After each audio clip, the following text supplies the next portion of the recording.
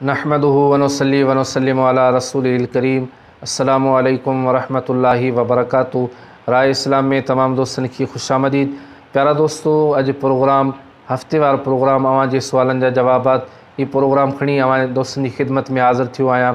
यकीनन ये बेहतरीन प्रोग्राम आहे। ये प्रोग्राम हफ़्ते में एक मरतबो अवां जी खिदमत में आऊं पेश कंदुसि। त हिन प्रोग्राम जे अंदर उन्हनि दोस्तन जा सवालात जेके दोस्तन सवालात मोकलिया उन्हनि जा जवाबात हूंदा जिन गुज़रियल हफ़्ते दोस्तन सवालात मोकलिया। ऐं अॼु हिन प्रोग्राम जे अंदर हिन वीडियो में उन्हनि तमाम दोस्तन जे सवालनि जा जवाबात अर्ज़ कंदुसि। जेकॾहिं अवां असांजे चैनल ते नवां आहियो त अवां सां गुज़ारिश आहे असांजे चैनल खे सब्सक्राइब कयो ऐं गॾोगॾु घंटी जे निशान ते क्लिक कयो ताजो असांजी हर अचण वारी नई मालूमात तव्हां ताईं आसानी सां पहुची सके। त प्यारा दोस्तों, बिना कंहिं देर जे उन्हनि दोस्तनि जी सवालनि जी तरफ़ वेंदुसि जिन गुज़रियल हफ़्ते असांजे हिन प्रोग्राम में पंहिंजा सवालात मोकिलिया हुआ ऐं उन्हनि दोस्तनि खे जवाबात अर्ज़ कंदुसि। हिकु दोस्त सवाल कयो आहे त नमाज़ जी नीयत कीअं कजे, त उन दोस्त जी ख़िदमत में अर्ज़ कंदुसि जवाब त अदा नमाज जी नीयत लाज़मी ज़रूरी आहे, छो जो नीयत नमाज जी शर्तनि मां हिकु अहम शर्त आहे। नीयत दिलि जे पके इरादे खे चइबो आहे। जेकॾहिं असां नमाज जे लाइ वञूं त दिलि में इरादो आहे, बसि इन इरादे खे नीयत चइबो आहे। फजर नमाज़ पढ़ूं था त फजर जो इरादो हुजे, नीयत बि फजर जी हुजे। जेकॾहिं ज़ोहर नमाज़ अदा करणु वञूं था त इरादो ऐं नीयत बि ज़ोहर नमाज़ जी हुजे। बसि दिलि में इरादो करे निकिरण सां नीयत थी वञे थी, नमाज़ अदा कयो नमाज़ थी वेंदी। ज़बान सां नीयत करण जा अल्फाज़ इहे आहिनि त आऊं नीयत थो कयां नमाज़ 2 रकात फ़र्ज़ फजर जी अल्लाह ताला जे लाइ मूं तरफ़ काबतुल्लाह शरीफ़। बसि इन्हनि लफ़्ज़नि खे ज़हन में रखो।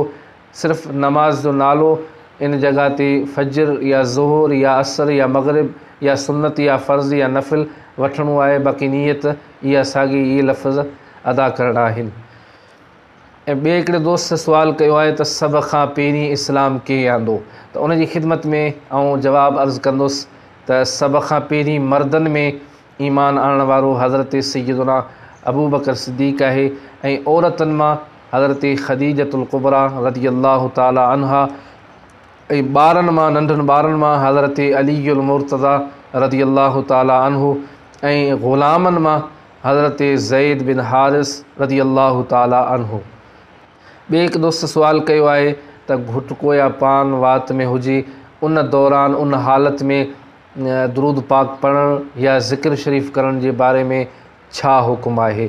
त उन दोस्त जी ख़िदमत में जवाबु अर्ज़ु कंदुसि त घुटको या पान या अहिड़ी का नशेआवर चीज़ वात में रखी करे उन हालत में अल्लाह पाक जो ज़िक्र शरीफ़ करणु या दुरूद पाक पढ़णु या बेहुरमती आहे, छो अल्लाह पाक जो नालो इस्म पाक आहे, मुक़द्दस नालो आहे ऐं नबी पाक सल्लल्लाहु ताला अलैहि वसल्लम जी ज़ात जे मथां दुरूद पाक पढ़णु बि इबादत आहे, ज़िक्र शरीफ़ बि इबादत आहे। ऐं इबादत जेका आहे सो सफ़ाई ऐं पाकाई सां कजे त उहा क़ाबिल क़बूल हूंदी आहे। बसि अल्लाह पाक असां तव्हांखे सम्झ नसीब फ़रमाए। ऐं ॿिए हिकिड़े दोस्त सवाल कयो आहे त नबी पाक सल्लल्लाहु ताला अलैहि वसल्लम जिन अज़ान ॾिनी या न, त जी हाँ उन दोस्त जी ख़िदमत में अर्ज़ु कंदुसि त जी हाँ नबी पाक सल्लल्लाहु ताला अलैहि वसल्लम जिन खां अज़ान साबित आहे ऐं हुज़ूर अलैहिस्सलातु वस्सलाम जिन अज़ान ॾिनी आहे। ॿिए दोस्त सवाल कयो आहे त नमाज़ जा शर्त घणा आहिनि, त उन जी ख़िदमत में अर्ज़ु कंदुसि नमाज़ जा शर्त 6 आहिनि। तहारत, सत्र औरत, इस्तक़बाल क़िबला, वक़्तु, नीयत, तकबीर तहरीमा। तहारत मां मुराद नमाज़ी जा कपिड़ा, जिस्म ऐं जॻह जिथे नमाज़ पढ़े थो उहा पाक ऐं साफ़ हुजे। सत्र औरत मां मुराद मर्द ऐं औरत जी ओगड़ जो उहो हिसो जंहिंखे ढकणु फ़र्ज़ु आहे उनखे ढके करे नमाज़ अदा कजे। इस्तक़बाल क़िबला मां मुराद काबतुल्लाह शरीफ़ ॾांहुं मुंहुं करे नमाज़ अदा करणु, इहो बि शर्त आहे। वक़्तु जंहिं बि नमाज़ खे असां जेका नमाज़ अदा करूं था उनजो वक़्तु लाज़मी ऐं ज़रूरी हुजे।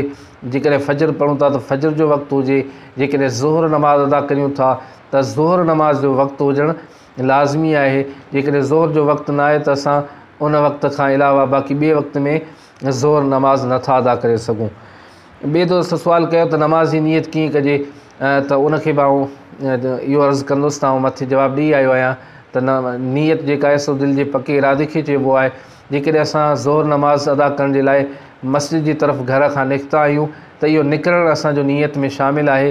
इहे जीअं निकिरण सां असां इरादो करे निकितासीं त असांजी नियत थी वई, बसि नमाज़ शुरू करियूं ऐं नमाज़ असांजी थी वेंदी।